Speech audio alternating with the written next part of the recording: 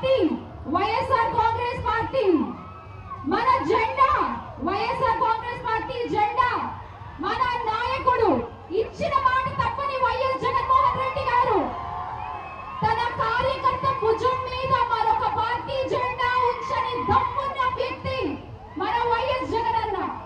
రాష్ట్ర రాజకీయ చరిత్రలోనే కాదు, దేశ రాజకీయ చరిత్రలోనే మరొక పార్టీతో ఏ పార్టీతో పొత్తు పెట్టుకోకుండా అధికారమైన ప్రతిపక్షమైన రొమ్ము విరిచి మగాడిగా ముందు నించుని పోరాడుతున్నటువంటి వ్యక్తి వైఎస్ జగన్మోహన్ రెడ్డి గారు.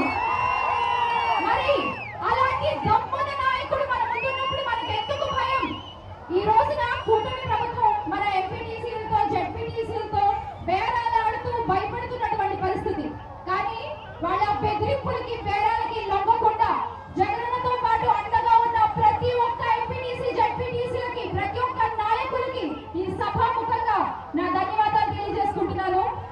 అలాగే కూటమి ప్రభుత్వం అధికారంలోకి వచ్చి దాదాపుగా ఏడాది అవుతున్న ఈ సందర్భంలో ఇచ్చిన హామీలు పక్కన పెట్టేసి ప్రభుత్వ పరమైనవన్నీ ప్రైవేటీకరణ చేసుకుంటూ వాళ్ళు ముందుకు పోతుంటే ఇచ్చిన మేనిఫెస్టోలో అధికారంలోకి వచ్చిన 6 నెలల్లోనే ప్రతి ఒక్క హామీని అమలుపరిచినటువంటి ఏకైక పార్టీ మన వైఎస్ఆర్ కాంగ్రెస్ పార్టీ. అందుకే ఈ రోజున ప్రజలందరూ అనుకుంటున్నారు కూటమి ప్రభుత్వంలో స్కీములు లేవు, ఓన్లీ స్కామ్లు అని. అవునా కాదా? మరి ఈ రోజున రైతుల దగ్గర నుంచి ఎవరన్నా అండగా ఉన్నారు రైతులకి అంటే వైఎస్ఆర్ కాంగ్రెస్ పార్టీ మాత్రమే.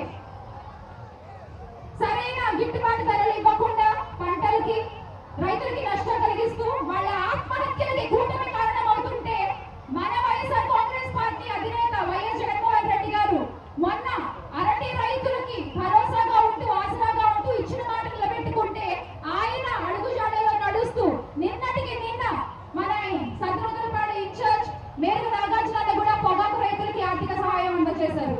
మరి అటువంటి నాయకులు